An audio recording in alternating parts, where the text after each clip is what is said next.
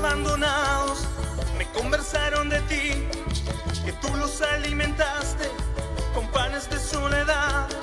Me contaron que te vieron corriendo por Chañaral, que llevabas en las manos el barro de nuestro amor. A veces muero de noche, después ya me siento bien. Soy como aluvión en pena, te busco.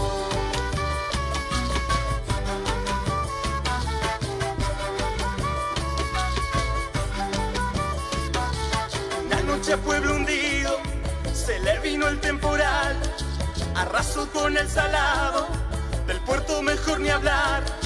Perdida en la 5 Norte, viajando pa' Copiapó, cuando ibas a devolverme pedazos de corazón. A veces muero de noche, después ya me siento bien. Soy como aluvión en pena, te busco.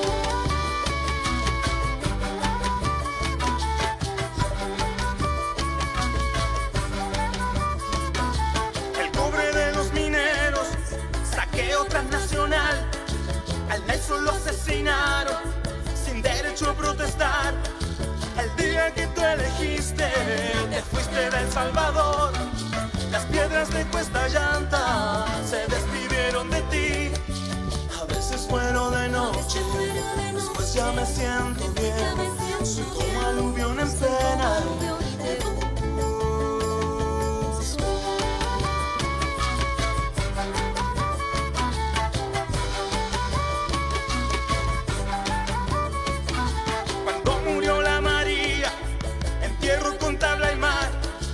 En Porto algunos la escuchan, gritando su libertad. Me contaron que te vieron llorando por Chañaral, que llevabas en los brazos los restos de nuestro amor. A veces muero de noche, después ya me siento bien. Soy como aluvión en pena.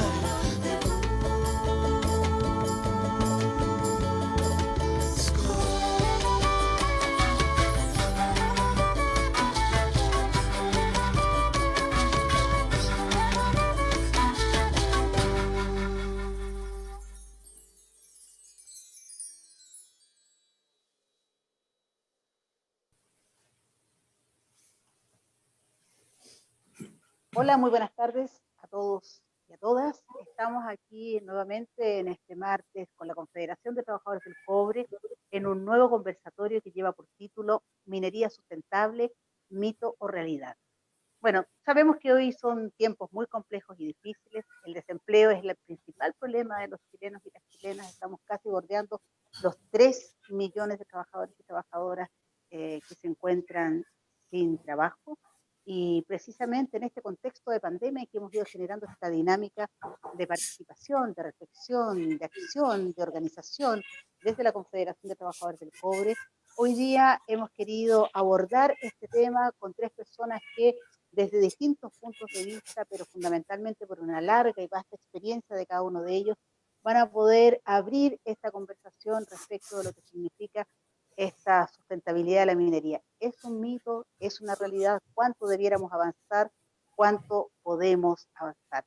Dentro de nuestros invitados hoy día tenemos a Miguel Santana, vicepresidente de la Confederación de Trabajadores del Cobre, nuestro dirigente aquí. ¿Cómo está? Muy bienvenido, Miguel. También se encuentra con nosotros, que está invitado por primera vez, así que lo saludamos con mucho cariño, Gustavo Tapia, presidente de la Federación Minera de Chile, que está en Iquique, zona muy complicada. ¿Cómo estás, Gustavo? Un gusto que estés con Hola, ¿qué nosotros. tal? Gracias.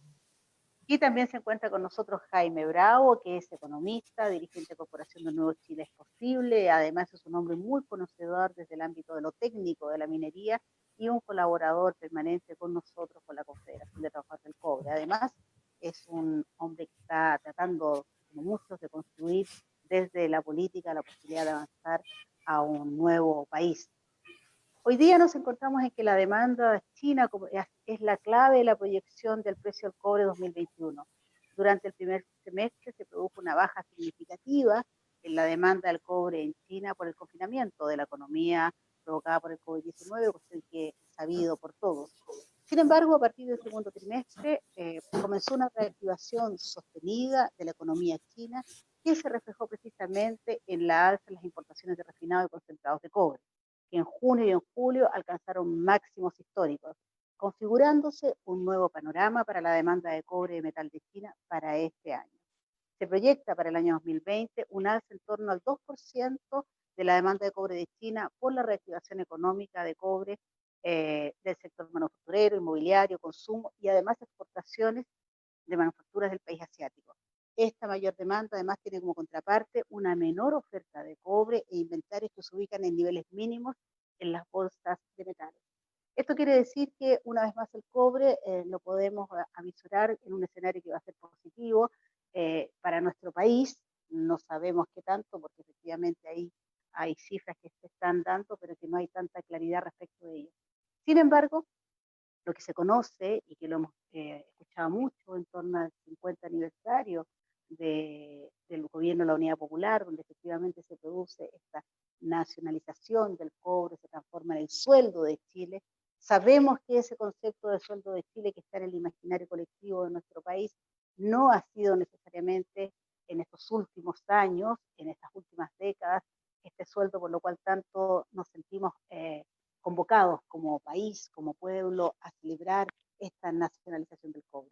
Y dentro de ese contexto queremos dar este conversatorio que es la pregunta que está dando vuelta, si es efectivo posible una minería sustentable, si esta es un mito o es una realidad, y como decía al principio, cuánto debemos, cuánto podemos avanzar. Y para eso hemos convocado este conversatorio para poder, entre quienes están desarrollando la actividad minera y quienes están estudiando y analizando desde el punto de vista sindical o desde el punto de vista de la academia, como en el caso de Jaime, poder entregar algunas opiniones y reflexiones que son parte además tan importante en este proceso en que estamos en discusiones fundamentales en nuestro país dentro del proceso constituyente. Entonces vamos a partir con Miguel Santana, vicepresidente de la Confederación de Trabajadores del Cobre, histórico dirigente, fundador de nuestra confederación, que además por el trabajo minero ha vivido en zonas mineras durante muchos años y conoce la realidad y le interesa, digamos, si esto es real o es solo un mito, la sustentabilidad. Miguel Santana, bienvenido. Gracias, Gloria. Buenas noches a ti, bueno, a los compañeros que están con nosotros y a todos quienes nos ven y escuchan. Sí, mira, aquí hay primero decir que somos un país que espero que con la nueva constitución cambien muchas cosas para adelante. Y una de ellas es que sea cambios que se vean, por ejemplo, en la forma de presentar las realidades. ¿Por qué lo digo? Porque, por ejemplo, tú hablas de la cantidad de personas cesantes que tenemos en el país. Sin embargo, las cifras oficiales del gobierno siempre van a la baja. Y no solo de este gobierno, sino que de los anteriores también, por la forma en la que manejan las cifras. Por ejemplo, si no estuviste buscando trabajo la semana pasada o antepasada, no te consideran cesante porque se considera que tú no estás buscando trabajo. Entonces, siempre las cifras medias mentirosillas. Algo que, bueno, Gustavo lo sabe bien. Hemos en la minería también reclamado mucho el manejo de las cifras, donde, por ejemplo, un trabajador contratista, que los contratistas, recordemos, bordean entre el 60 y 70% de los trabajadores en minería, si se accidenta y su empresa tiene giro construcción, no queda registrado como un trabajador de la minería, queda registrado como un trabajador de la construcción en el accidente. Y por lo tanto después sale el ministro diciendo que en la minería tenemos las mejores cifras. Entonces, ojalá que eso vaya cambiando en nuestra cultura y que vayamos también aprendiendo nosotros como sociedad a exigir también datos más reales y concretos. Es imposible hacer buenas políticas públicas con los datos mentirosos. Ahora, sobre el tema de mito y realidad, y por eso lo vinculo, porque aquí hasta hace un tiempo atrás se hablaba mucho de la minería sustentable. La minería es sustentable. Primero, partir diciendo que el concepto de sustentabilidad se forjó por allá por los años 86, 87, el informe, por el nombre de quien dirigía ese informe, Brundtland, si mal no recuerdo el nombre, y se planteaba que la sustentabilidad era la capacidad de dejar también recursos para las generaciones futuras. Eso en minería es imposible. Es imposible porque es imposible que tú puedas, por ejemplo, volver a meter cobre para volver a sacarlo. O sea, en una industria natural, por ejemplo, como la forestal, como la pesquera, si tú dejas de usar el recurso un tiempo en la pesquera, el recurso vuelve a surgir, por eso las vedas del loco, la veda de la merluza.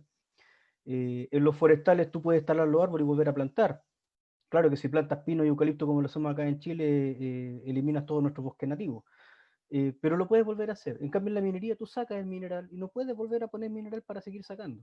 Entonces, ya desde el inicio viene siendo un mito el tema de la minería sustentable. ¿Dónde le podemos dar cierto carácter de sustentable? Eh, en lo personal, cuando uno plantea qué voy a hacer con la minería en adelante. Por ejemplo, un planteamiento que yo creo que es muy atingente, hoy que se está trabajando en una política minera al 2050, que ya está quedando medio obsoleta porque ya estamos en el 2020, sería pensar, creo yo, en, bueno, hagamos una política minera al 2050 pensando en que en el 2050 terminamos el gran extractivismo que tenemos en el país. ¿Y eso qué quiere decir? Eso quiere decir que las minas que tenemos hoy en día, primero, que pasen a manos del Estado, con un Codelco, obviamente no el que tenemos actualmente, un Codelco que sea verdaderamente una empresa del Estado, que tenga también un fin social, también, así como económico. Eh, que esos recursos pasen al Estado y que se incorpore también valor agregado. Pero no valor agregado solo, por ejemplo, a la materia prima, solo al cobre, sino que también valor agregado en el país. ¿Cuántos profesionales y especialistas no tenemos en distintas áreas que tienen que estar desarrollando sus carreras y sus labores afuera del país? Porque aquí en Chile no hay oportunidades, no hay inversión en investigación, no hay posibilidad de desarrollo. Yo creo que eso es una minería sustentable, aquella que se proyecta terminarse el extractivismo, por ejemplo, a beneficio de que esos recursos que se generen queden en inversión para cambiar, por ejemplo, la matriz productiva, para cambiar, por ejemplo, nuestro nivel de desarrollo, pero un desarrollo que les llegue a todos y no solo a unos pocos. Yo miraba hace unos días, por ejemplo, al ministro Procuriza inaugurando, ayer parece hoy día, inaugurando unos PCR pagados por Anglo American aquí en la quinta región. Y uno dice, Coyahuasi tiene PCR en la faena. Uno dice, con los recursos que tienen las mineras, que estuviesen a disposición del país, tendríamos otro, otro tipo de enfrentamiento de la pandemia, sin considerar también el gobierno que tenemos, obviamente. Pero debiésemos haber estado mejor parados con una minería distinta.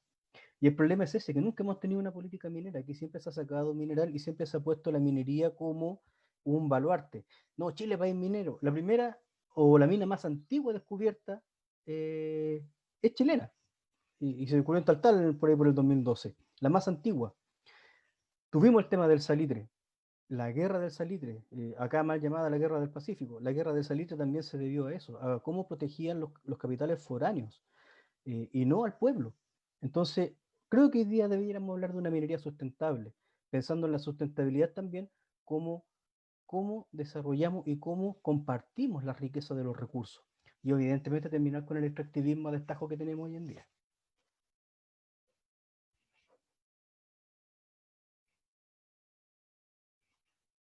Bueno, esa ha sido una primera intervención que hemos tenido de Miguel Santana y vamos a continuar entonces en nuestro conversatorio de hoy que lleva por título Minería Sustentable, Mito o Realidad. Les recordamos a quienes están al otro lado de la pantalla y que pueden hacer sus comentarios, hacer las preguntas, porque la idea es que efectivamente sea un diálogo interactivo.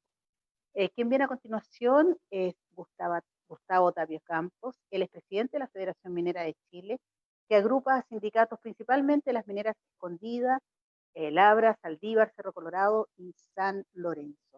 Gustavo Tapia lleva años trabajando en la minería ya de forma continua desde el año 98, ha hecho su vida laboral en la minería y la organización que preside es parte también del coordinador de trabajadores de la minería, CETEMIN, de la que también somos parte nosotros como Confederación de Trabajadores del Cobre, en una idea de ir trabajando juntos, mancomunados, para ir abriendo espacios y caminos para los derechos de los trabajadores y trabajadoras.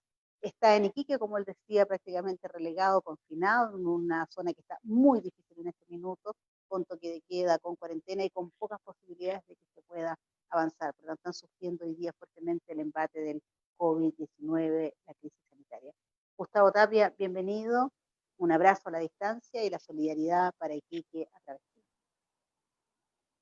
de... Bien, hola, buenas tardes. En primer lugar, como ustedes dijeron en mi presentación también al inicio, es primera vez que estoy en este programa, por lo tanto, dentro de la presentación quería dar los saludos y los agradecimientos. De verdad es importante para nosotros como trabajadores del sector poder tener estos espacios y poder dar a conocer nuestras visiones, principalmente. Y en un tema yo lo conversaba hoy a la tarde con algunas personas respecto de la invitación que tenía y el nombre del foro. O sea, sustentabilidad para mí personalmente es uno de los temas difíciles de abordar como trabajador.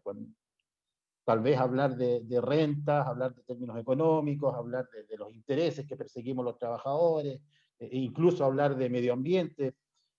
Por ahí se puede hacer más fácil, uno tiene una visión más clara o tiene una posición más clara al respecto como trabajador, respecto de nuestros intereses.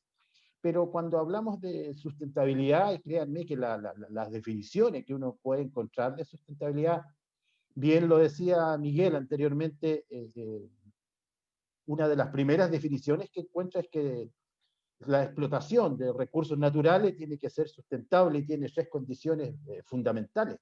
Y la primera es que no se agote el recurso. Nosotros somos trabajadores de minería del cobre y encontramos con que en nuestro principal punto ya no estamos siendo sustentables.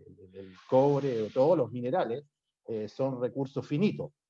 Y otra de los fundamentos de estos 3 que le nombraba, habla también de no generar efectos negativos sobre el medio ambiente, otra vez discutible, y también que genere recursos y calidad de vida en las comunidades.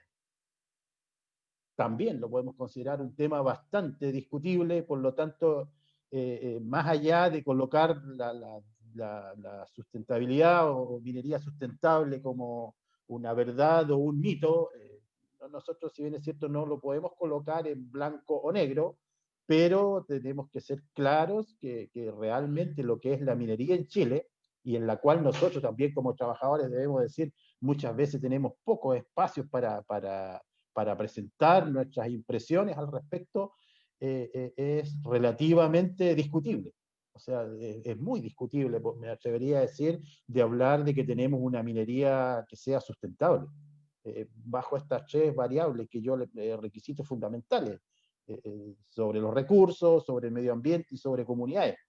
Y aparte que las dimensiones que abarcan una minería sustentable también es bien clara. Nos habla de que tiene que tener un desarrollo económico, de que tiene que ser nuevamente con mucho cuidado sobre el medio ambiente y comunidades. Habla específicamente de una minería sustentable que considere la seguridad. Y también relevante es la eficiencia en el uso de los recursos naturales. Y en todas estas dimensiones nosotros encontramos que estamos muy al debe. Y yo decía al principio en la introducción, cuando se nos dificulta, tal vez a nosotros como trabajadores, como se nos presentaba, somos trabajadores directos de estas empresas, principalmente transnacionales, de las grandes transnacionales que están en el país, y por lo tanto tener una voz o una mirada crítica, fuertemente crítica de lo que es la sustentabilidad de la minería en el país, por ahí nos puede costar. Pero créanme que si yo acepto venir a plantear lo que pensamos como trabajadores, principalmente de la minería del cobre, debemos ser claros, debemos ser enfáticos en decir que Chile, el Estado chileno, está muy al debe en el sentido de quién es el responsable de que la minería o la explotación de nuestros recursos naturales sean sustentables. Porque acá también la sustentabilidad, debemos tener una claridad que también de las exigencias que genera hacer un recurso o una minería sustentable, un sector económico sustentable, tiene que ver con el no daño de lo que vaya a ocurrir con las futuras generaciones. Y aquí, cuando decimos el no daño de las futuras generaciones, creemos que esto también nos afecta desde las variadas aristas que esto tiene. En términos económicos, podría ser la minería el generador de recursos, y esto lo hemos dicho y es conocido por todos nosotros, que los recursos para educación, los recursos para salud, para vivienda y todos los recursos que el país necesita están en la minería, y también por todo es sabido que estos recursos, el Estado de Chile principalmente, no se ha encargado o no ha hecho la tarea suficiente como para que estos recursos queden en el país. En términos medioambientales tenemos hechos conocidos por todos, vastamente conocidos, que el daño medioambiental, que si bien es cierto, minería, lo que es medioambiental, es iluso pensar que no va a generar algún daño medioambiental, pero creemos que esto debe ser con un control, con un buen control, y también creemos que ahí está el debe. Por lo tanto, como primera impresión, manifestarles a ustedes que somos críticos del sentido de sustentabilidad que debiera tener, o que tiene, ¿no? Que debiera tener, críticos de ese sentido sustentable que debiera tener la minería en el país, o que debe tener la minería en el país. Por lo tanto, como primera impresión, puedo manifestar como representante de los trabajadores del sector, esa es la primer diagnóstico que nosotros hacemos.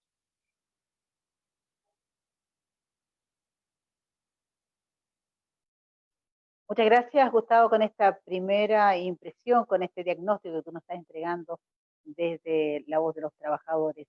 Decías que el Estado chileno está muy al debe, que la minería sea sustentable, y además que el Estado no ha hecho la tarea para que efectivamente los enormes recursos del cobre queden en nuestro país para beneficiar a los trabajadores y trabajadoras de Chile. Bueno, vamos a continuar en nuestro foro, en nuestro conversatorio, con Jaime Bravo. Él es economista, dirigente actual de la Corporación Nuevo Chile es Posible. Es un hombre que ha articulado desde el conocimiento teórico una visión de mundo respecto de lo que debiera ser efectivamente la actividad minera en nuestro país. Como les decíamos anteriormente, es un colaborador de nuestra organización, a la cual le agradecemos muchísimo su aporte desde la reflexión, y nos parece que es muy relevante hoy día en este conversatorio tener esta mirada más de la academia, de la reflexión, en si es que podemos llegar a hacer minería sustentable, ¿es un mito o es una realidad? Bienvenido, Jaime Bravo.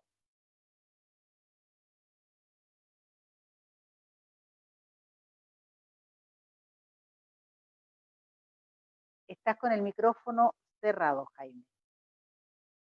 Tienes que habilitar... Siempre las mejores ideas me salen, digamos, cuando estoy con el micrófono cerrado, desgraciadamente. Pero mira, decía que es un placer intervenir después de las intervenciones de Miguel y de Gustavo. Quisiera decir lo siguiente. Es evidente que si se toman los recursos no renovables, es decir, aquellos recursos como la minería, que son actividades extractivas donde no hay reposición, el primer principio de sustentabilidad no se cumpliría. Por lo tanto, para tratar los recursos no renovables, uno tiene que abrir el criterio y decir, debería dar origen una actividad extractiva a un ingreso permanente, que no esté sujeto solo a la actividad extractiva. Es decir, evaluar los recursos naturales como una ventana, los no renovables. Lo que nosotros obtengamos de ahí debería dar origen a una complejización de la actividad económica que permitiera más adelante, cuando no exista el recurso que no es renovable, poder sustentar el ingreso del país. Pero eso supone que hay cierta direccionalidad en el desarrollo en el cual esto se cumple y se cautelan los intereses nacionales desde el punto de vista de la gestión de la minería, de un bien nacional. Acuérdense que todos los recursos del subsuelo, con excepción de los estacionamientos, son de propiedad pública. Lo que pasa es que están concesionados. Y eso significa que esa concesión debería generar las condiciones a través de las cuales parte, por ejemplo, de la renta minera fuera capturada de manera de poder no solo sustentar gasto corriente, no solo sustentar gasto social, sino que sustentar la inversión necesaria para que el país haga más compleja su oferta productiva. Y eso significa actividades con mayor intensidad desde el punto de vista del conocimiento, aplicado, digamos, a las actividades productivas. Y eso, en general, uno observa, digamos, que el grueso de los ingresos asociados a la minería no quedan en el país. Esa es la primera constatación. Por lo tanto, el principio, incluso para recursos no renovables, en esa dimensión no se cumple. La segunda tiene que ver, como decían, con el impacto sobre el medio ambiente. Y aquí quiero abrir el concepto. El impacto sobre el medio ambiente hoy día, la minería, por primera vez en mucho tiempo, puede hacer una inmensa contribución a salvar al planeta. ¿Cuál? No solo en las emisiones, sino que las estimaciones respecto del desarrollo de una economía con una muy menor carga del punto de vista, digamos, de carbono, es decir, menos emisión, digamos, de gases de efecto invernadero, que son los que provocan el calentamiento global, requiere muchos minerales. Va a requerir cobre, requiere cobalto, requiere cadmio, requiere zinc, requiere un conjunto de minerales y los va a requerir en gran volumen. ¿Por qué? Los motores eléctricos, ustedes saben, son intensivos en cobre, ¿verdad? Tenemos acero aplicado, digamos, en construcción, perdón, particularmente aluminio aplicado en construcción de vehículos más livianos. Tenemos la generación eléctrica en general, que va a requerir grandes volúmenes de metales. Las formas de producción industrial deben variar. Y eso va a significar metal aplicado de otra manera.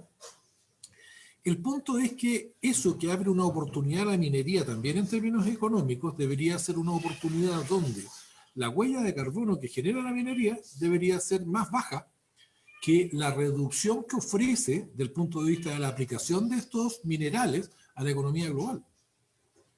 Y eso significa mirar desde otra perspectiva el impacto ambiental.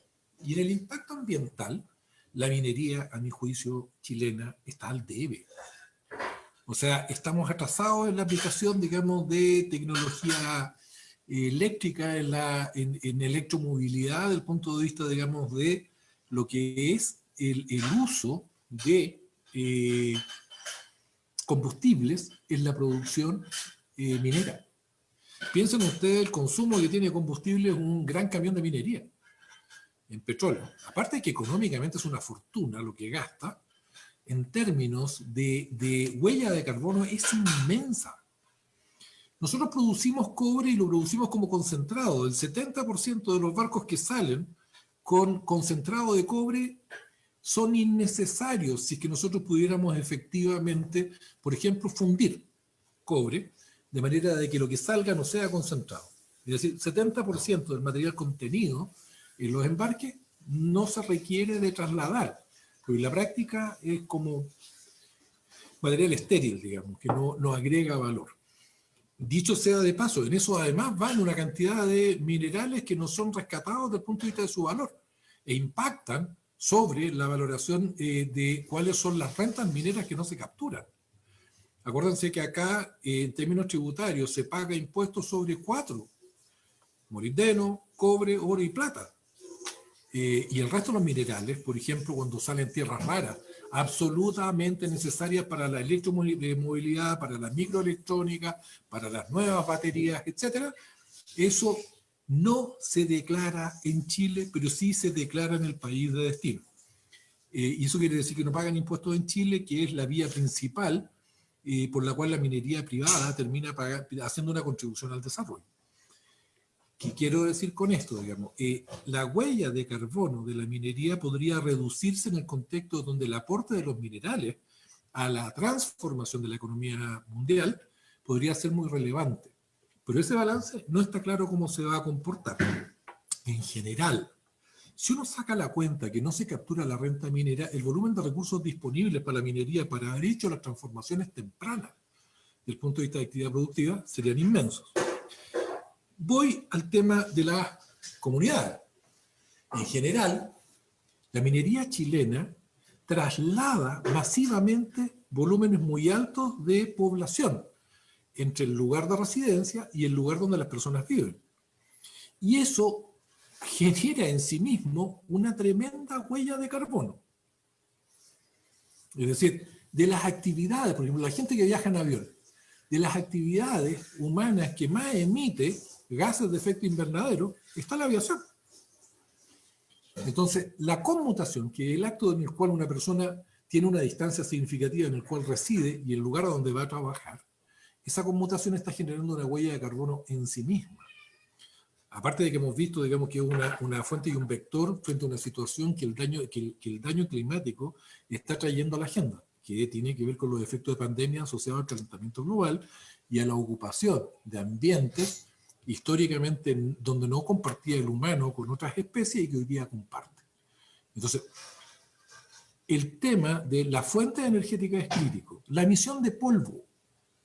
Ustedes saben que estaba pendiente que entre en vigencia la regulación que limita el volumen de polvo que se puede emitir desde actividades humanas y que provoca efectos de daño en la salud de la población de los entornos. Y eso significa inversión en el área de la minería, por ejemplo, de estabilizadores, que permitan reducir el impacto, por ejemplo, en Iquique, o más bien, digamos, en Antofagasta o en Calama, de la actividad minera sobre las características del aire. Es decir, no solo efectos de emisión de gases de invernadero, sino que la polución misma está asociada a la actividad minera. El volumen de camiones que se desplazan es también una fuente de emisión muy significativa. Tenemos el gasto de agua. No voy a ser de aquellos que disparan primero contra la minería, porque lo cierto es que la principal actividad que demanda agua en Chile sigue siendo la agricultura por lejos. Sin embargo, a la actividad tradicional agrícola se ha sumado la demanda de agua de parte de la minería. La minería, en la medida que el agua ha empezado a tener un costo para ella, ha avanzado desde el punto de vista del tratamiento de aguas. Sin embargo, el crecimiento de la actividad minera constituye una fuente de demanda de agua. Esa demanda de agua todavía tiene espacio para ser mejorada. La minería podría sustentar una transición rápida, por ejemplo, a electromovilidad y particularmente acelerar la incorporación de hidrógeno, que es el medio energético hasta ahora más inocuo desde el punto de vista ambiental. Ustedes saben que una celda de producción de energía eléctrica con base en hidrógeno, el residuo que deja de la producción es agua, no tiene otras emisiones. Es decir, aparte de no contaminar en ruido, los motores eléctricos son silenciosos, aparte de eso, la emisión que hace al medio ambiente es agua, porque lo que se libera es oxígeno que se junta con hidrógeno y precipita en la forma de agua, en los entornos y en grandes acumulaciones. La minería tiene la oportunidad de hacer transformaciones significativas que permitirían mejorar el impacto en el entorno. ¿Por qué razón los nuevos proyectos mineros no pueden seguir la lógica que fue instaurada en su momento en los proyectos eléctricos, que indican que las comunidades de entorno tienen derecho a participación sobre las utilidades que generan las empresas? La negociación del litio iba en esa dirección. En la minería se ha avanzado en esa dirección en otros lugares del mundo, porque las comunidades de entorno reciben la parte más fuerte del impacto de la actividad extractiva. Pero las comunidades chilenas mayoritariamente no perciben ingresos asociados, digamos, a las actividades que les generan daño directo y provocan deterioro del entorno. Todo eso son ámbitos en los cuales la minería puede avanzar, pero quiero cerrar diciendo que hay que evaluar esto desde la perspectiva de que hay una tremenda oportunidad para una minería que contribuya al desarrollo de una economía distinta.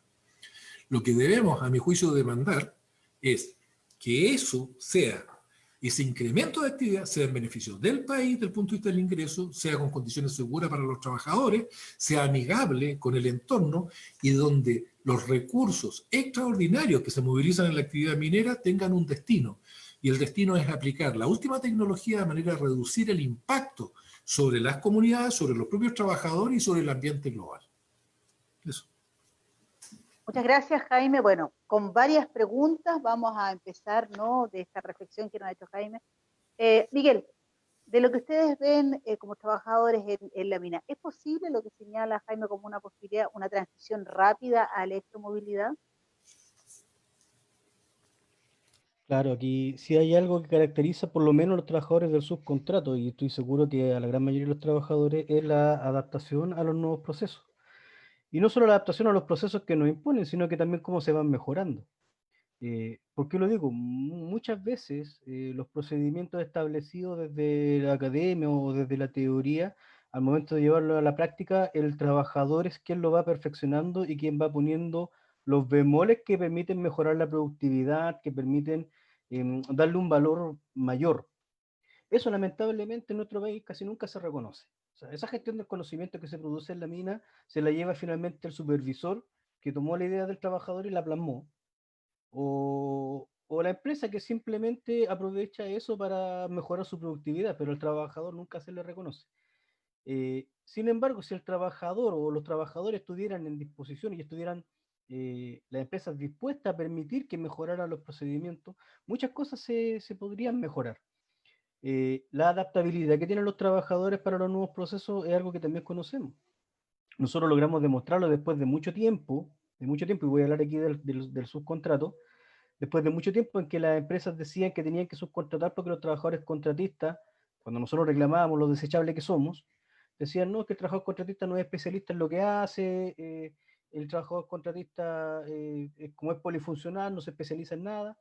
Sin embargo, el año pasado tuvimos una experiencia maravillosa en la cual pudimos por primera vez certificar a trabajadores contratistas por competencias laborales en un programa nacional, y más del 89% de esos trabajadores se certificaron en 1, en 2 y hasta 3 perfiles distintos, lo que habla del nivel de especialización de los trabajadores contratistas. Por lo tanto, ese trabajador contratista sí puede trabajar en minas subterráneas y a la vez en minas de trabajo abierto y en los distintos tipos de minería. Por lo tanto, es adaptable y se va a adaptar a las condiciones que le ofrezcan. ¿Cuál es el problema? Que hoy en día tenemos una minería netamente extractivista. Tenemos lamentablemente la empresa más grande de cobre, Codelco, estatal, que tiene una visión y que va a la vanguardia de lo que es la minería privada en el mal sentido de la palabra. En el mal sentido, me refiero a que lo que buscan es maximizar las utilidades, pasándose por donde quieren las leyes laborales, aplicando prácticas antisindicales. O sea, ahora, hoy en día, a nivel de minería, es extremadamente burda la forma en la que no hay relaciones laborales.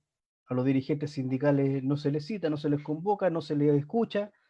Tenemos a una empresa, la más grande del país, del Estado, a Codelco, donde todavía no hay un representante laboral de los trabajadores en el directorio, por desidia del presidente de la República, que debiera ya haberlo nombrado, porque la quina está entregada hace tiempo, no lo han hecho todavía.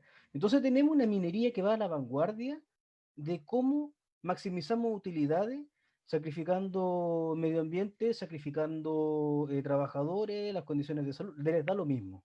Y lo vimos ahora y lo estamos viendo hoy en día con la pandemia.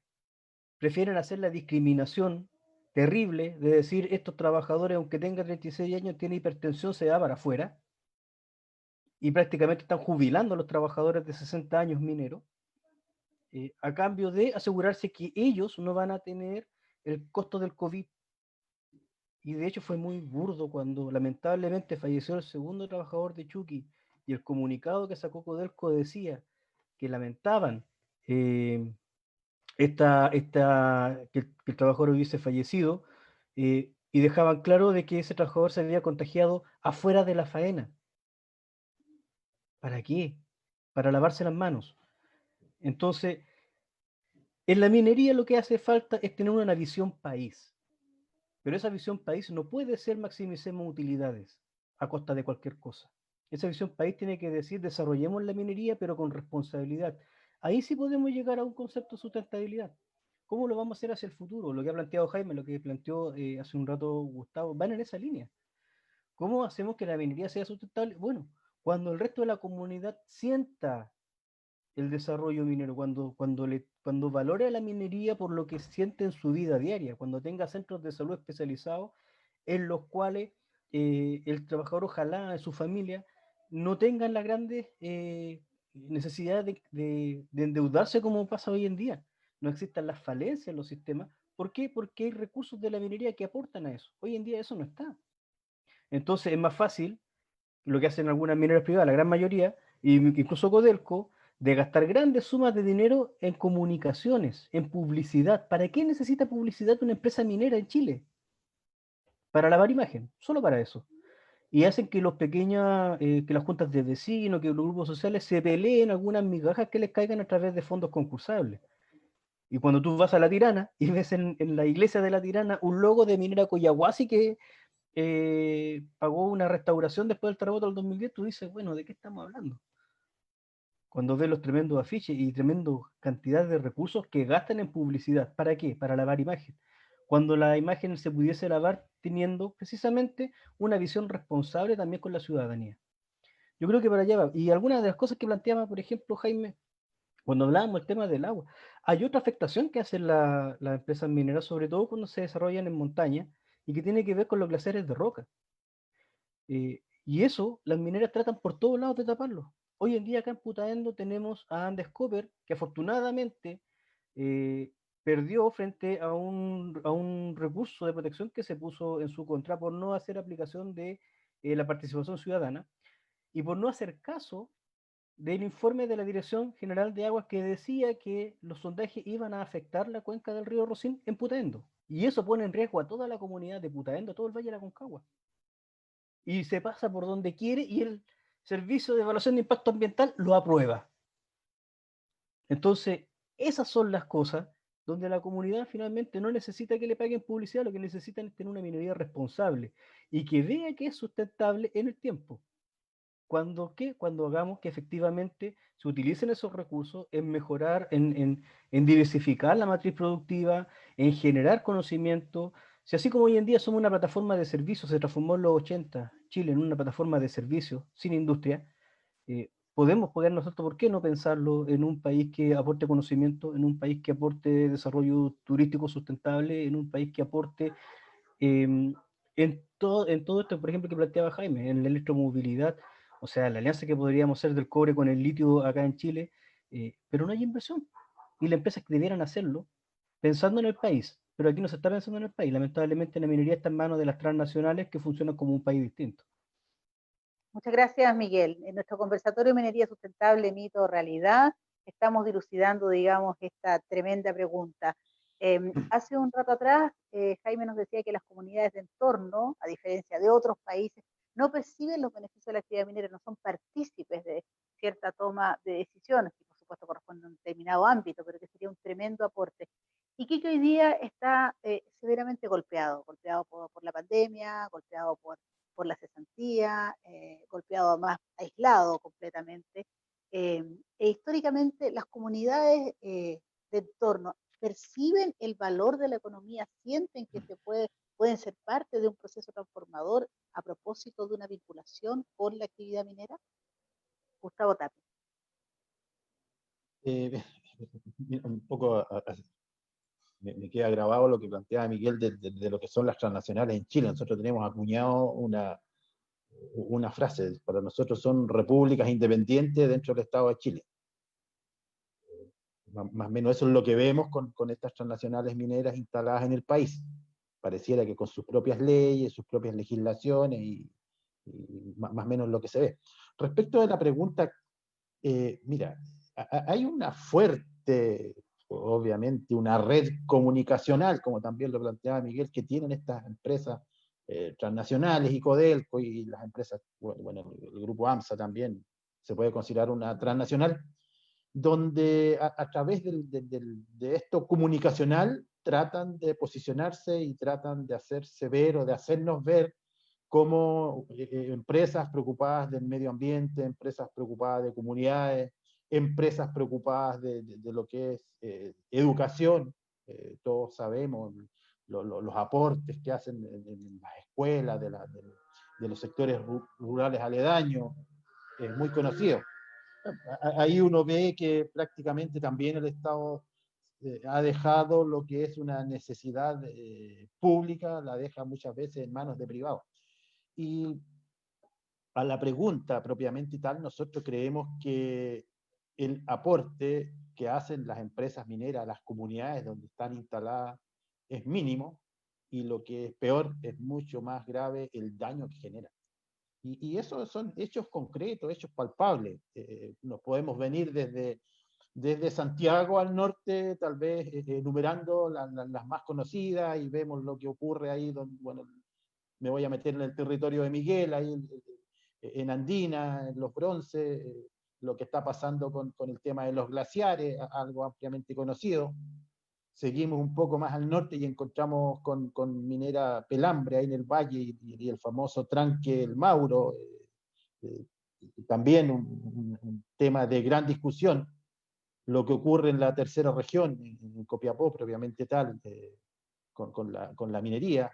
La segunda región, sabemos perfectamente lo que ocurre en términos de medio ambiente, emisión de gases, lo que ocurre en Calama, lo que ocurre en Antofagasta, en Iquique, como bien lo decía.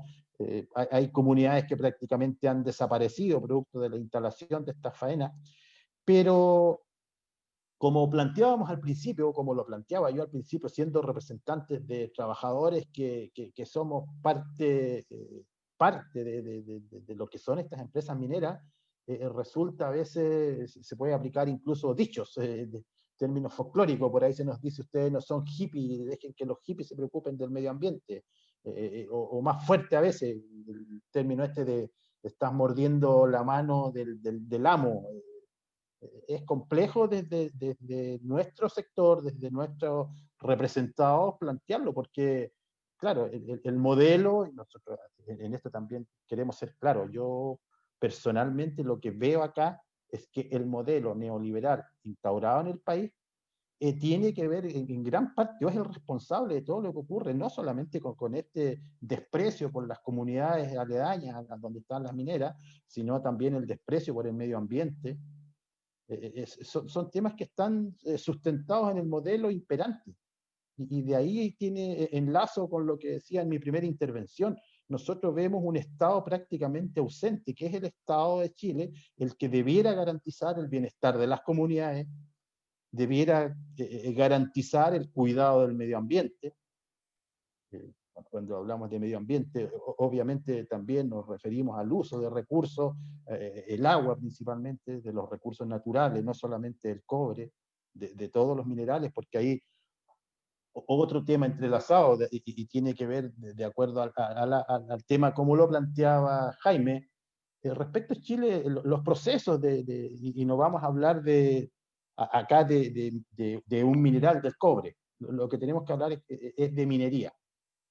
Y la minería de Chile lo que cumple es un proceso, que es la extracción, una extracción un extractivismo de minerales, y que los vende como concentrado. Bien lo decía Jaime, y nosotros tenemos una mirada, incluso estudios mucho más profundos de lo que ocurre, y el más certero dice que es raro que el único cobre que pareciera que tiene molibdeno es el cobre que está en Chuquicamata.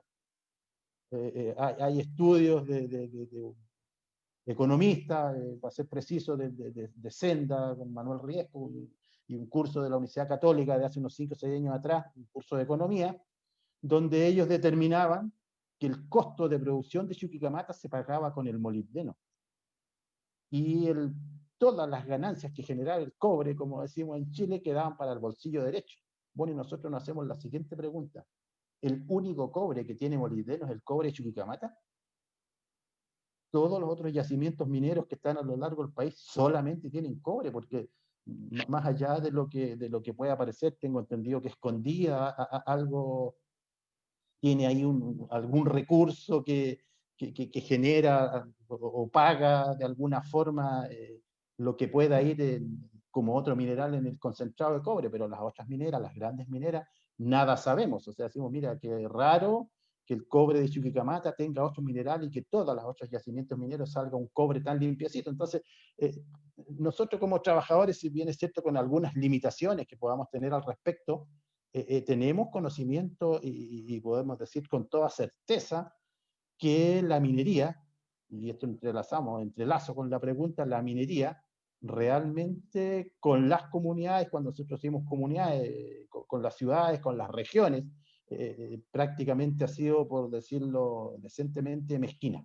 Y hoy en día la contingencia, todos vemos lo que está pasando en Antofagasta. O sea, no es casual que el conocido cura Berríos se haya venido a instalar a un campamento en Antofagasta, y eso lo único que hace es mostrarle al país, mostrarle al mundo cómo en la capital minera mundial, los niveles de pobreza, los niveles de necesidad son extremos. Y no solamente en Calama, tenemos Iquique, tenemos Calama, todos sabemos que Calama, es inconcebible que en Calama no tengamos una sede de alguna universidad reconocida. los niveles de atención de salud acá en el norte son insospechados. O sea, hoy día la salud de los trabajadores de minería, los que tenemos la posibilidad, porque ese es otro tema, y por ahí se nos hace, también pagamos costos de ser poco queridos, de ser más que poco, a veces muy poco queridos por el resto de la comunidad, porque tenemos alguna posibilidad o tenemos una ventaja de ser trabajadores del sector, que genera obviamente rentas que están 2 o 3 veces por sobre las rentas normales de trabajadores. Y obviamente nosotros nos gustara o desearíamos que no ser desde ese sentido visto como trabajadores de un sector exclusivo. Nos encantaría que los recursos naturales que son explotados y a los cuales nosotros aportamos con nuestro trabajo puedan ser lo suficiente para generar el bienestar de todas las comunidades, y no solamente de las comunidades donde están instaladas estas empresas, sino que creemos y estamos ciertos en forma pero fehaciente, certera, de que los recursos que genera la minería largamente generan lo que se necesita para tener un mayor bienestar en general en el país, en los términos que antes hablábamos. Por lo tanto, acá no solamente vemos que el daño que se genera a las comunidades aledañas, sino que el daño que se le genera al país en general, al Estado de Chile, que deja de percibir renta que solamente requiere de gestión, requiere de voluntad para que quede donde debe, que quede donde debe. Que como decía, en el Estado y a través de esa renta poder generar un mayor bienestar para todos los chilenos y chilenas. Muchas gracias, Gustavo. Interesante la reflexión que tú haces, porque efectivamente lo que tú dices es que hay una visión como negativa, ¿no? Porque los trabajadores, en el caso de ustedes, tengan una renta superior a la media, promedio, se empieza a colocar en la imaginación de la gente, y en realidad el tema no es lo que ganan los trabajadores de la minería, sino que es lo que deja de percibir la economía del país en esta, digamos, en esta área que es estratégica.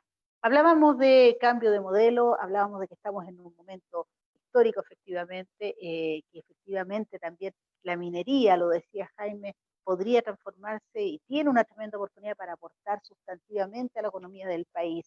¿Cómo ves esta disyuntiva que se produce hoy día a propósito de la discusión constitucional, Jaime, la posibilidad de que coloquemos efectivamente el cobre como un centro especial, potente de desarrollo, que garantice, digamos, que esto sea para el pueblo chileno?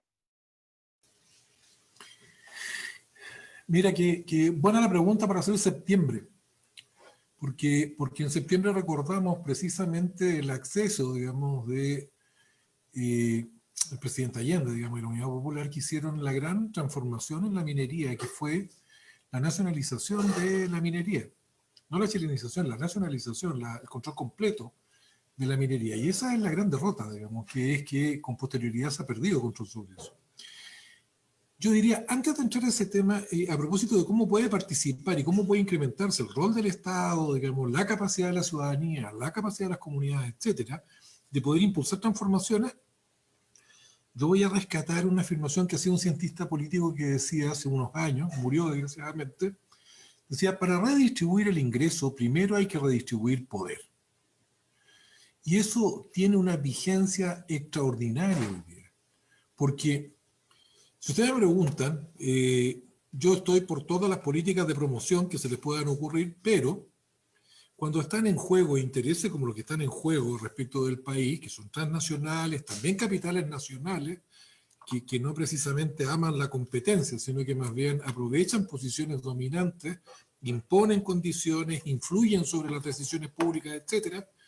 Lo que se ha hecho evidente es que hay un arreglo institucional con una constitución tramposa, como dice Fernando Arias, que en la práctica lo que hace, digamos, es que la voluntad mayoritaria se esteriliza y la promesa democrática se pierde. Es decir, lo que nosotros tenemos, digamos, es que uno puede ser mayoría nacional y sin embargo no incidir en ninguna de las decisiones importantes. Eso no quiere decir que los sistemas políticos se puedan sustentar, digamos, sin algún nivel de relación con la ciudadanía. Y la mejor muestra de eso fue el 10%. El 10% mostró, digamos, que una ciudadanía alerta y una ciudadanía activa es capaz de imponerle a el grupo que controla, quizás el poder económico, uno de los poderes económicos más importantes de este país, que es efectivamente los fondos previsionales, se vieran en la obligación de aceptar a través del Parlamento una decisión que no les convenía. ¿Qué quiero decir con esto? Sí, es factible que la ciudadanía pueda incidir. El tema es que el desgaste que representa obligaría a que la ciudadanía solo se dedicara a la política para poder incidir con este sistema político en las decisiones. Y eso no es viable. Por eso lo que está abierto como alternativa hoy día es de qué manera la ciudadanía puede ser eficaz en lograr una transformación en las reglas del juego. Esto es como cuando uno tiene un computador y uno dice, tengo un conjunto de programas que deberían cumplir roles. Por ejemplo, la superintendencia deberían cautelar que no se violaran determinadas reglas desde el punto de vista tributario. El servicio de impuestos internos, el servicio de aduana debería controlar que efectivamente lo que sale es lo que dice que va a salir.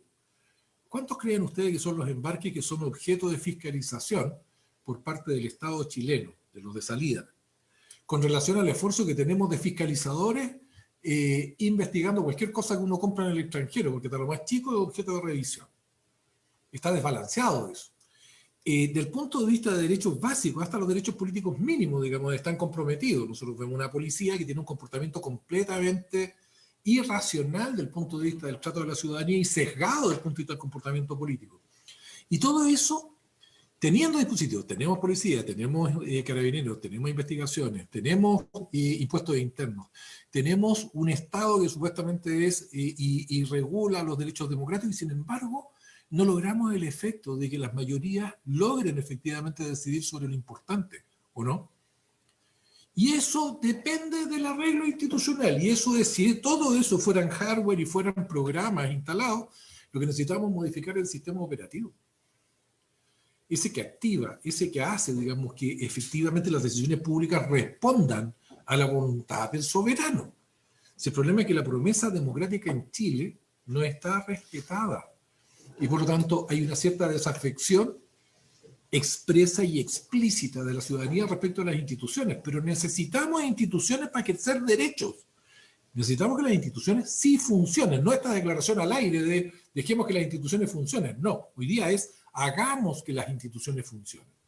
Y el mecanismo expedito para eso es hoy día lograr una mayoría frente a un proceso constituyente y el impulso de transformaciones constitucionales que permitan que efectivamente, por ejemplo, los bienes públicos sean públicos, que el Estado represente el interés general y no sea cooptado desde el punto de vista de representación de intereses particulares, que quienes tienen que fiscalizar fiscalicen y de lo contrario sean objeto de control ciudadano. Entonces, si nosotros dejamos pasar esta oportunidad, que es una ventana de oportunidad, es una cosa que no ha tenido ninguna generación chilena con anterioridad. El intento anterior de buscar generar una constitución con algún nivel de participación fue el de Allende. Pero históricamente las constituciones chilenas fueron construidas por 7 personas, a lo más 10 redactaban las constituciones. Tenemos la posibilidad de poder redactar una constitución que altere eso. Y es imperativo hacerlo. ¿Por qué? Si nosotros queremos tener mayor desarrollo, desde el punto de vista de cambiar la matriz productiva que mencionaba Miguel, hacer efectivo derechos, digamos, sobre minerales que están siendo negados desde el punto de vista del proceso de exportación, vamos a necesitar que las instituciones encargadas de aquello cambien su pauta de comportamiento, y eso obliga a que respondan al interés general y a la ciudadanía.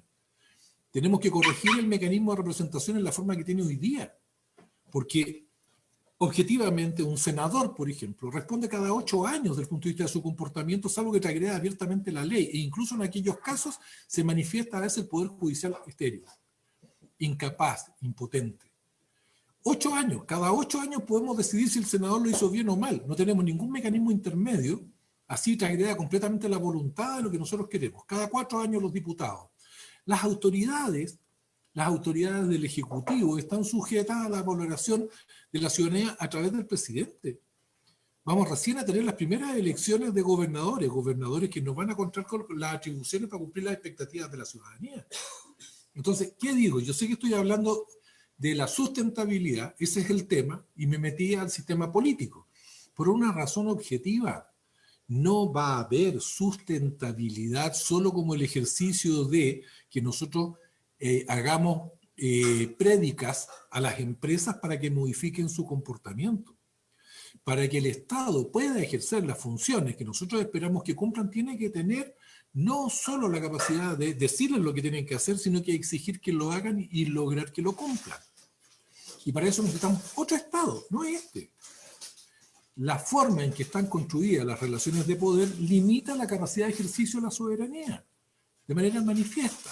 Entonces, Perfecto. Jaime, a propósito de lo que tú dices, que limita cómo están construidas las formas de poder, limita las capacidades de incidencia de la ciudadanía. Miguel, hoy día nosotros estamos viendo una situación muy compleja en el ámbito sindical, ¿no es cierto? Donde efectivamente los dirigentes han señalado que hay persecución, hay falta de respeto por lo que es el trabajo sindical, hay una constante violación a los derechos de organización. ¿Cómo en este contexto que está planteando, porque efectivamente la sustentabilidad tiene que ver con la voluntad política, con la arquitectura política que podamos armar, si no son palabras que se las lleva el viento? ¿Cómo hoy día los trabajadores y trabajadoras organizadas pueden intentar entrar a un espacio de disputa de poder para efectivamente dar mayor sustentabilidad económica a nuestro país a propósito del cobre? Sí, mira, en el marco este de la pandemia, con los compañeros del CEPEMIN, a través de Confemin, pudimos realizar una serie de reuniones con trabajadores de Canadá y de Australia. Las condiciones por las cuales enfrentaron la pandemia y las condiciones laborales y de salud en las que ellos enfrentaron la pandemia son diametralmente distintas a lo que tenemos en el país. Sin embargo, el diagnóstico o uno de los diagnósticos que uno podía sacar era, bueno, ¿cuál es la diferencia? La diferencia es que ellos tienen efectivamente organizaciones sindicales potentes, tienen organizaciones sindicales respetadas, no solo por los trabajadores, sino que además por la propia industria. O sea, el sector las reconoce como un par, las reconoce como su contraparte. Además, en esos países hay negociaciones colectivas por empresa, por rama de la producción, por sector productivo. ¿Qué es lo primero que hace la Constitución que queremos cambiar? Establecer que la negociación colectiva en la práctica no existe. El derecho a huelga se eliminó. Aquí la negociación tiene que ser solo del sindicato con su empresa. Y resulta que tenemos un sistema en los cuales los empleadores buscan a los dirigentes que les convienen y los que no les convienen les hacen la vida imposible. Y eso genera que los trabajadores también después no reconozcan a los dirigentes, porque también así como hay dirigentes buenos, también hay corruptos, y generalmente los corruptos son los que quedan como en la retina, y son todos malos, son todos corruptos. Pero para que haya un dirigente corrupto tiene que haber un empleador que corrompe, y ese no la sabe ni por curado. Y eso lo vemos a todo nivel, o sea, matáis una gallina 5 años, te robáis una gallina 5 años y un día y resulta que hiciste la tremenda colusión con la farmacia, fuiste sancionado por la superintendencia y te ponen como presidente del directorio de Codelco. Mira qué lindo. Te robáis una gallina, te dan 5 años y un día, defraudaste el banco de Talca y hoy día soy presidente. Mira qué lindo. Esas cosas son las que pasan, que tenemos que cambiar. Entonces, cuando nosotros logremos cambiar esta constitución y establecer derechos reales laborales donde las organizaciones tengan poder, lo que decía, o la cita que mencionaba Jaime recién, para redistribuir ingresos hay que redistribuir poder. Si los trabajadores pudiésemos agruparnos en el sector económico y negociar con el sector económico, otro gallo cantaría. El ingreso mínimo no sería tema. No sería tema. Porque tendrías una organización fuerte capaz de poder negociar y negociar responsablemente. Si todos sabemos, si están las vacas flacas, vaya a tener que ajustarte el cinturón y sabemos por dónde tenemos que ajustarlo. Pero no que hagan lo que hacen hoy en día, que dicen, tenemos vacas flacas y te dan 1.500 pesos de aumento en un sueldo miserable que no alcanza a cubrir la línea de la pobreza para una familia, habiendo tantos recursos, y que cuando son el tiempo de las vacas gordas dicen, oye, no sean avarientos, ¿para qué quieren tanto? Con el poquito nomás. Entonces nunca es el momento de mejorar la condición de los trabajadores. Y para eso es necesaria la organización. Y para eso son necesarias las organizaciones. Y para eso es necesaria la negociación. Y por eso que hoy día, tomando el concepto de que para redistribuir riqueza hay que redistribuir poder, hoy en día la industria minera no quiere redistribuir poder porque sabe que eso le va a llevar a redistribuir su riqueza. Y por eso que están en una pelea abierta contra las organizaciones sindicales. Y por eso que tenemos pugnas internas, por ejemplo, en la Federación de Trabajadores del Cobre, donde los que eran modelitos del sistema, como este Raimundo Espinosa, siguen manteniendo y elevando unos conflictos internos artificiales. ¿Para qué? Para poder recuperar el botín de lo que es la organización sindical, donde tenemos organizaciones que se van por dentro de las organizaciones superiores a hacer nexos con las empresas. ¿Para qué? Para pequeñas cuotas de poder. Y eso debilita la posición de los trabajadores. Es muy distinto que se pare un dirigente sindical con 10.000 afiliados a que se pare un dirigente sindical sin ningún afiliado. Sin embargo, a este gobierno y al sistema le sirven dirigentes que no tienen afiliados pero que son mediáticos. Entonces se prestan dirigentes sindicales para sacar proyectos del gobierno, como la reforma laboral que querían sacar la otra vez, y salen los dirigentes, como los camioneros, no sé, si somos trabajadores también, con el paro que hicieron los camioneros y con la terrible represión que le hicieron las fuerzas policiales, ¿eh? Por decirlo de alguna forma más irónica, pero sin embargo se paran los trabajadores de verdad, ¿y qué sucede? Cae la fuerza represiva, porque ahí sí que no le sirve, po. Eso sí que, ahí sí que no podemos, ahí sí que no podemos. Entonces, una nueva constitución nos tiene que permitir, y nosotros los trabajadores somos los que tenemos que empujar eso, nos debe permitir tener derechos reales. El derecho a la huelga debe ser real. Hoy en día los trabajadores contratistas, por ejemplo, no tenemos derecho a huelga. Porque si nosotros nos vamos a la huelga, la empresa mandante puede contratar a otra empresa para que ponga trabajadores. Por lo tanto, la presión que hace la huelga es inexistente. Nosotros no tenemos derecho a huelga. Nos quitaron el derecho a huelga en la última reforma laboral. Entonces, hay que hacerlo por la fuerza, hasta que no tengamos una constitución que nos garantice esos derechos. Esa es la importancia de esta nueva constitución, asegurar nuestros derechos. Muchas gracias, Miguel, con ese concepto, ¿no? Asegurar los derechos. También tiene que ver, vamos, Gustavo, algo que recién comentaba Jaime, pero que hemos sentido todos, que el retiro del 10%, producto de una presión, por primera vez que veía un debate televisivo con miles de personas, cientos de personas ahí mirando, estando muy atentos, fue un rayón al sistema, ¿no? Al sistema neoliberal. Y tú has dicho que el Estado no ha hecho la tarea para que los enormes recursos del cobre queden en Chile.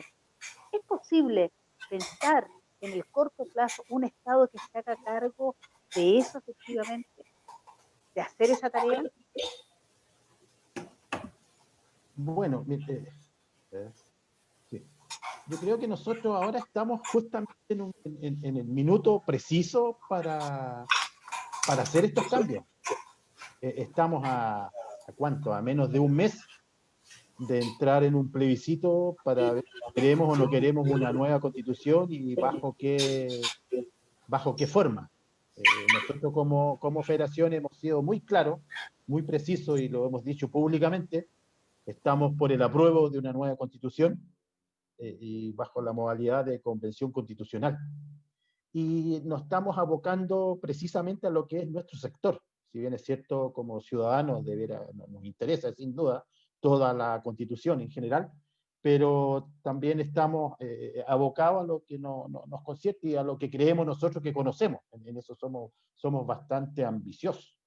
Y nosotros creemos que es acá, en esta nueva constitución, donde debe quedar establecido, por ejemplo, claramente, que la minería debe ser inconcesible, que la inconcesibilidad de la gran minería y la noción de los bienes comunes, que debe ser intervenida por el Estado, y que esté marcado, pero fuertemente, por un imperativo de conservación versus el que se está haciendo ahora, que es netamente extractivo. Por lo tanto, nosotros tenemos una claridad ahí absoluta de la nueva constitución. Debe quedar, pero claramente establecido, que nuestros recursos naturales como bienes comunes, y que lo volvemos a repetir y lo decimos permanentemente, que la riqueza minera sea inconcesible. También nosotros promovemos y estamos diciendo claramente que los grandes proyectos mineros tienen que ser aprobados por el Estado, y que ahí donde debe quedar establecido, por ejemplo, la protección del medio ambiente, todo lo que tenga que ver con cuestiones relacionadas con el trabajo, como por ejemplo, incluso nosotros decimos del número de trabajadores que deben estar empleados en cada nuevo proyecto minero, en cada faena. Y obviamente, y esto va entrelazado, y en eso concordamos plenamente con lo que planteaba anteriormente Miguel, que se asegure, pero constitucionalmente, el derecho a huelga y el derecho a una negociación colectiva en todos sus niveles. Cuando nosotros hablamos de negociación colectiva, estamos también diciendo una negociación colectiva sectorial o ramal, como es mayormente conocida. Por lo tanto, creemos que en ese sentido, en esos aspectos, como organización de trabajadores, y esto también lo llevo más allá, me atrevo a decir, lo que representamos en el tema de CETEMIN, estamos diciendo lo mismo. O sea, los trabajadores de la minería, en este caso los que representamos como federación, que son los trabajadores de planta, principalmente de estas grandes transnacionales, tenemos claridad absoluta de lo que queremos. Tenemos claridad absoluta de los cambios que queremos a través de la Constitución, porque no solamente pensamos en lo que pasa con nosotros como trabajadores, que podemos decir incluso con toda confianza, tal vez algunos temas, nuestras necesidades básicas, puede que las tengamos resueltas, pero somos un número ínfimo de trabajadores en el país. Nosotros nos representamos más allá del 1% del total de los trabajadores del país. Por lo tanto, tenemos una mirada mucho más amplia, una mirada transversal de lo que queremos que quede escrito en nuestra nueva Constitución respecto de lo que es la minería. Por lo tanto, estamos trabajando en eso, estamos conscientes de lo que queremos como trabajadores, de lo que queremos como país.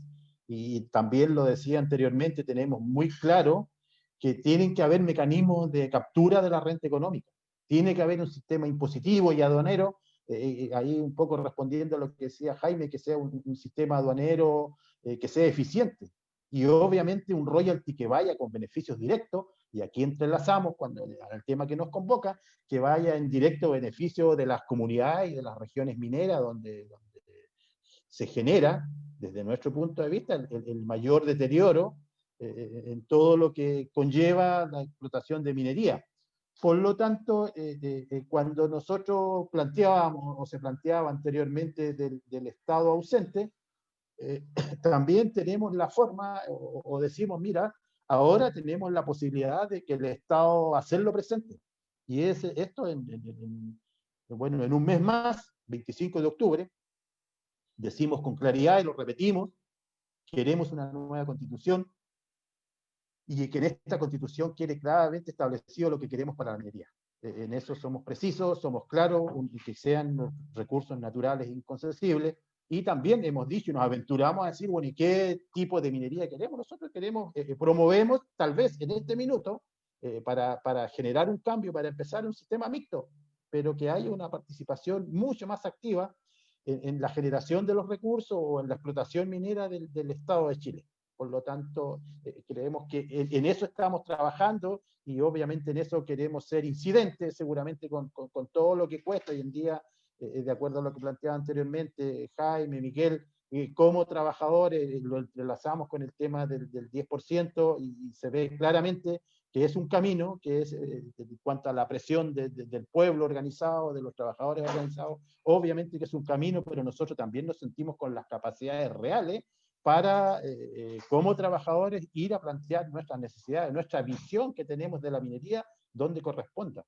Para eso estamos preparados, para eso tenemos conciencia, para eso tenemos claridad de qué es lo que significa la minería para el Estado de Chile, para los chilenos, para las chilenas, y repito, estamos disponibles, estamos preparados para presentar donde sea necesario nuestra visión de la minería del futuro.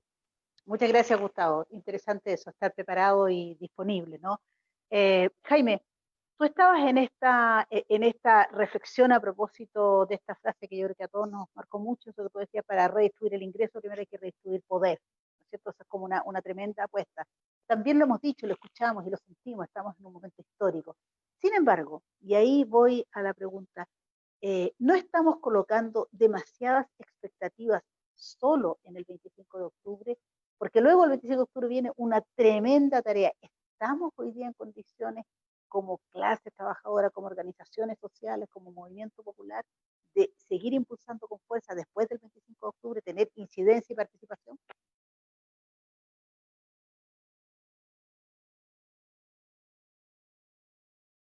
No se escucha. No, estás con el micrófono apagado. Ahora ya no me acuerdo. Recuerda. Pero mira, iba a decir, Dos consideraciones a lo que afirma. El 25 de octubre es extraordinariamente importante, por varias razones. Una de ellas va a ser el primer acto en que el soberano dice no quiero esta constitución. Es la primera vez. El resto han sido representantes. Pero acá directamente a través de un plebiscito se va a poder decir se acabó esta constitución, no quiero esta. Y luego la elección a propósito de que sea el mecanismo de convención completamente electa, digamos, por la ciudadanía. Pero el baile está empezando, tipo. Y el problema que tenemos, el primer problema que tenemos es evitar este transformismo en que segmentos de la derecha que han dado por derrotado su opción de rechazo se inscriban y aparezcan vestidos con ropa ajena, sosteniendo que quieren un plebiscito que en el caso de Longueira lo dice explícitamente. Quiere participar de ese éxito para lograr un porcentaje que le permita inhibir los procesos transformadores que pueden discutirse en una convención. Y eso es una pega. Y acá se han dicho cosas que son extremadamente importantes, pero que necesitamos que estén en la conciencia de quien vota. No es solo votar apruebo y convención convencional, es para qué. Para evitar que aquellos que se visten con ropa ajena, a ese punto sí no pueden llegar. Queremos derechos de los trabajadores, libertad sindical, capacidad efectiva de negociación, derecho a huelga. Queremos un Estado que se plantee desafíos distintos a los que ha tenido hasta ahora. Queremos erradicar todas las cláusulas neoliberales que impiden que la mayoría del país pueda decidir. Queremos eliminar mecanismos contramayoritarios. Eso tiene que estar en la agenda. Lo segundo, y en esto quiero ser también, y aquí me tiro las patas a los caballos, pero hay un segundo transformismo, que es que actores que han sido parte y han descalificado incluso la posibilidad, dijeron que fumábamos opio, la posibilidad de transformar la constitución y la economía de este país, hoy día se vistan con cara de constituyentes y aparezcan en una ola mayoritaria envueltos y escondidos. Porque la clave va a ser no solo la elección, sino que cómo se van a configurar los bloques el día después de la elección de convencionales. Y en eso necesitamos que la mayoría de quienes nos representen estén comprometidos con procesos de cambio profundo. En ese sentido, hay una forma del discurso de unidad que no es legítima, que abstrae de los contenidos y no explicita lo que busca. Y necesitamos que eso se explicite. Necesitamos que todos sepamos que el día que vamos a votar por un delegado a la convención, ese delegado cree en determinadas cosas que nosotros creemos y que su compromiso sea exigible. Lo otro es que necesitamos que ese proceso de convención sea lo más abierto posible, dialogante con la sociedad. Si no lo logramos del conjunto de la convención, al menos que nuestros representantes se declaren abiertos a escuchar y que los dirigentes sindicales tengan un espacio. Ojo con una cosa, los dirigentes sindicales, a diferencia de lo que ocurre en las otras elecciones, basta que suspendan su condición y pueden postular. No pueden hacer lo mismo para ser parlamentarios. No pueden ser parlamentarios, pero sí podrían ser delegados a la convención. Necesitamos que las posiciones que impulsan los cambios estén representadas. En ese sentido, necesitamos que las deliberaciones más importantes sean como la del 10%. Nosotros necesitamos que las votaciones, cuando la convención decide, aquello sobre lo que se está decidiendo, las posiciones que están en juego y el comportamiento de quienes votan sea público, conocido por televisión, que la gente pueda asistir. Y necesitamos mantener un ánimo en la ciudadanía, tipo el 10%, pero aceptando la idea que va a ser por un periodo. Porque luego, si eso sale bien, la gente puede volver a su vida cotidiana porque en el momento que lo necesite va a poder ejercer derechos políticos, no necesariamente en la calle. Los derechos normales le van a servir para poder ejercer su soberanía. Entonces, hay harta pega que viene, hay harto que diferenciar. Necesitamos que la población se entere qué piensan aquellos que aspiran a representarla en el proceso de constituyente. Uno diría que eso debería ser una preocupación eterna, debería ser siempre.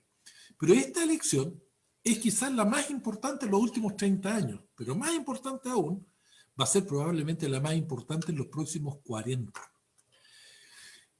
No es claro que del proceso constituyente salga completamente el programa que a nosotros nos gustaría. Es súper exigente desde el punto de vista de mayoría, pero por primera vez le otorga la capacidad de veto también a la contraparte, no es privativo solo de la derecha. Y eso significa que hay decisiones que van a poder pasar al Congreso, a los futuros congresos. Y eso quiere decir que también tenemos que estar preocupados de que lograr la sociedad que queremos, el comportamiento del Estado que queremos, el ejercicio de derechos que queremos, va a significar incidir en la convención, ser activo, elegir a representantes que puedan actuar adecuadamente y luego transformar la elección parlamentaria en el nuevo hito que le va a dar forma a la institucionalidad democrática. Con esto cierro. Va a bastar 1/3 más 1 para poder inhibir que determinados temas, por ejemplo, 2/3 más 1 para cualquier reforma constitucional, quede instalado en la Constitución. Por lo tanto, vamos a poder llevar una serie de discusiones al Congreso. Cuando el mecanismo era sin hoja en blanco, eso significaba que si no teníamos acuerdo, regía la norma anterior. En este caso no va a aparecer en la Constitución y por lo tanto tendrá que resolverse con posterioridad. Eso es el elemento que permite decir que la derecha, por esta vez, no le va a bastar decir no quiero. Va a tener que negociar. Pero para y eso va a cambiar el escenario. Cambia el escenario completo y eso obliga a que nosotros sepamos que los que están acá, están acá.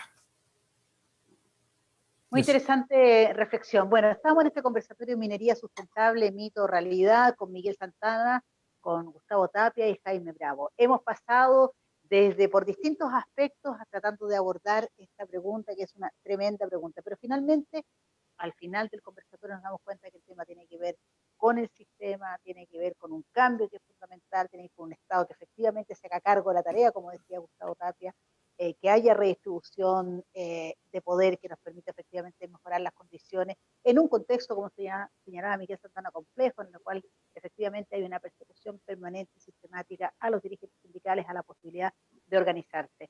Bueno, estamos cerrando nuestro conversatorio, agradeciéndoles enormemente que estén con nosotros e invitándoles a hacer este minuto que hacemos siempre, que es el minuto de la reflexión final, ¿no? De lo que se les quedó, de lo que quisimos decir, de lo que no tuvimos tiempo. Así que en un breve minuto, Gustavo Tapia, queremos escuchar tu última opinión.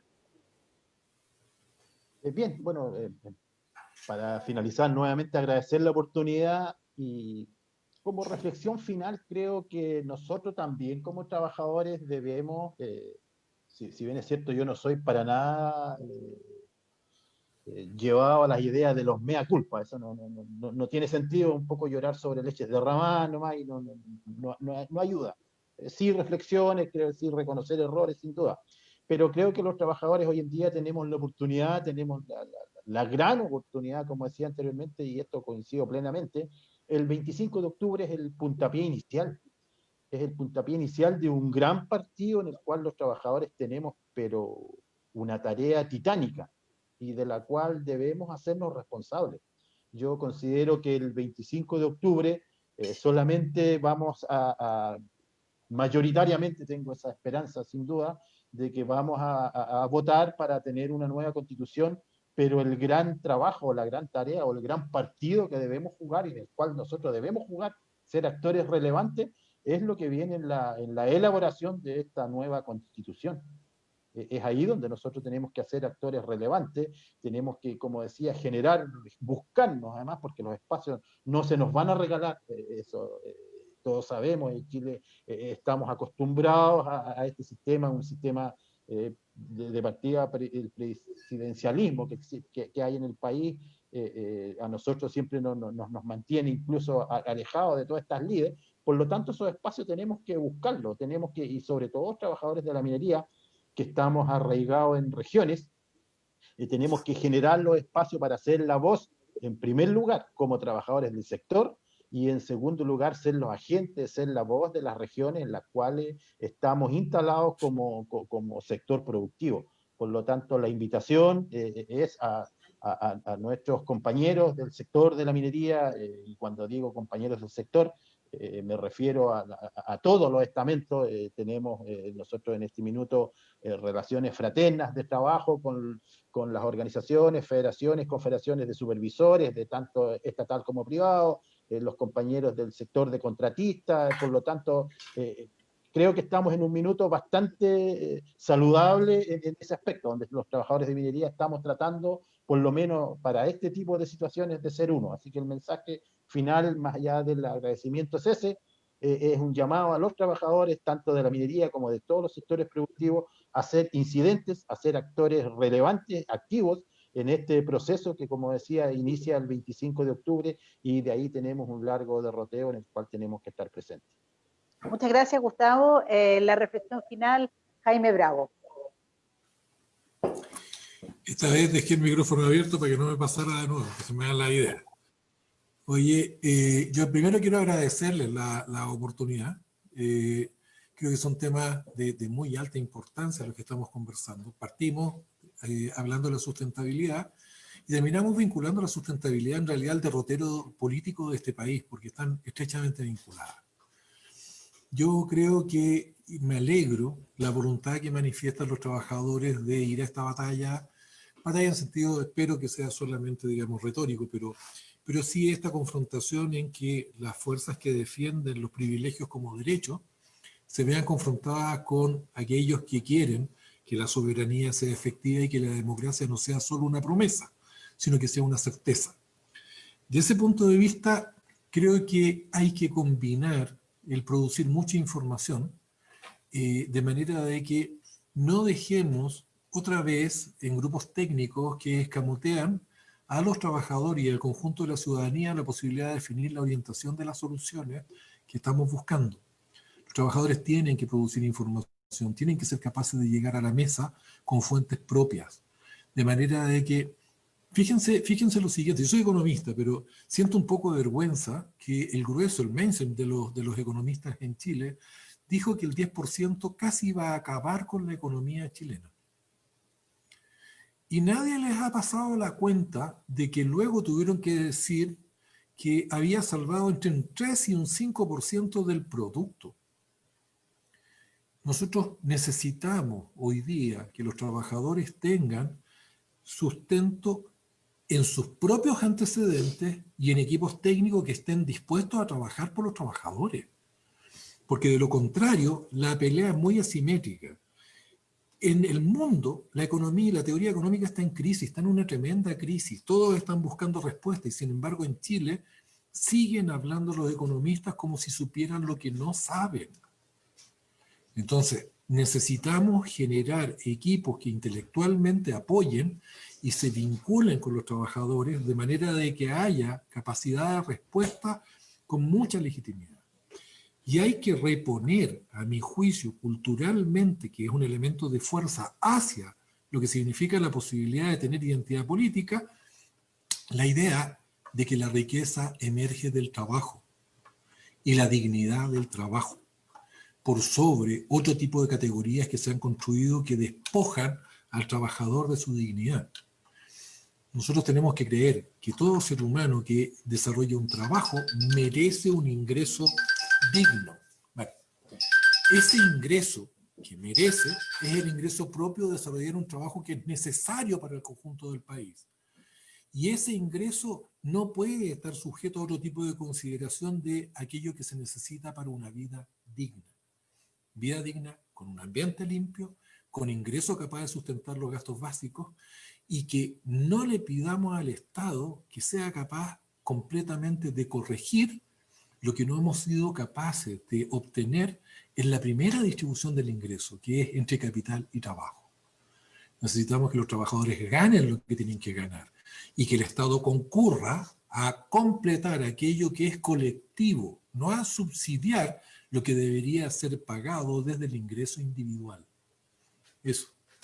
Muchas gracias, Jaime. Muchas gracias. Bueno, las palabras finales para nuestro vicepresidente, de quién va a ser este cierre en este foro que hemos tenido, minería sustentable, mito o realidad. Miguel Santana.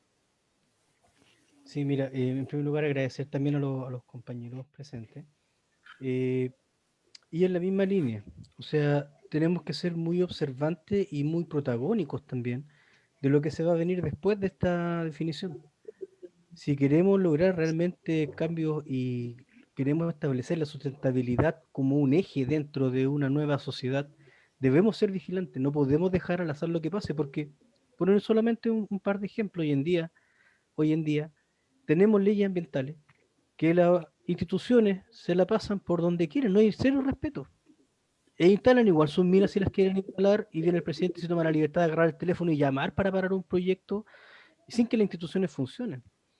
Eh, si no hay un eje que establezca la sustentabilidad como un eje transversal de la sociedad, va a ser imposible proteger eso.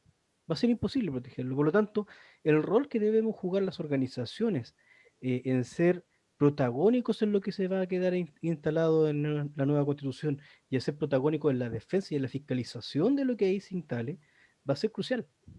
Va a ser crucial. Frente a eso, solo decir que la minería, y ya lo vimos acá por todos lados, no es sustentable. Ese fue un, un hito comunicacional para instalarla, para el lavado de imagen, para lo que siempre hacen las mineras. Y este poder que tienen las mineras en el país debe ser erradicado a través de este nuevo eh, rayado de cancha. O sea, eso no se puede permitir. Entonces, ese nuevo rayado de cancha tiene que dejar bien establecida la diferenciación entre el poder político y el económico. Y debe de entregarle poder a los trabajadores para precisamente poner eh, la necesidad del pueblo sobre la mesa. Nosotros somos trabajadores, los mineros, los supervisores podrán tener más, menos sueldo, más, menos renta, pero todos tenemos una familia, todos tenemos una persona y todos vivimos en un mismo país. Y por lo tanto, esas condiciones somos nosotros los principales llamados a resguardarlas.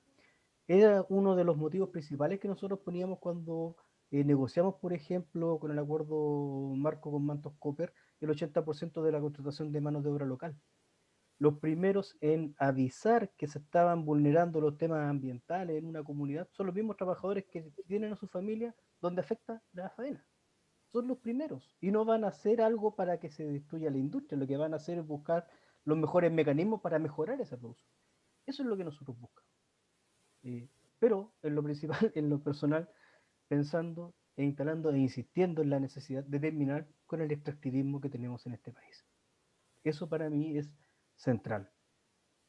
Muchas gracias, Miguel Santana. Con las palabras de Miguel estamos cerrando nuestro conversatorio. Agradecerles a todas y a todos los que han participado. Entendemos que, como lo han señalado nuestros tres invitados, aquí ser capaces los trabajadores y trabajadoras de hacerse cargo de su destino, tomar protagonismo, tener contenido, conocimiento, como también lo decía Gustavo, tenemos hoy día la posibilidad de sentarnos a la mesa con información técnica, lo que nos señalaba Jaime, la importancia de tener equipos técnicos que estén dispuestos a apoyar a los trabajadores y el disputar el espacio de poder hoy día creo que es tremenda lo que nos ha quedado como información, que no solo para ser sustentable o si es un mito o realidad necesitamos avanzar.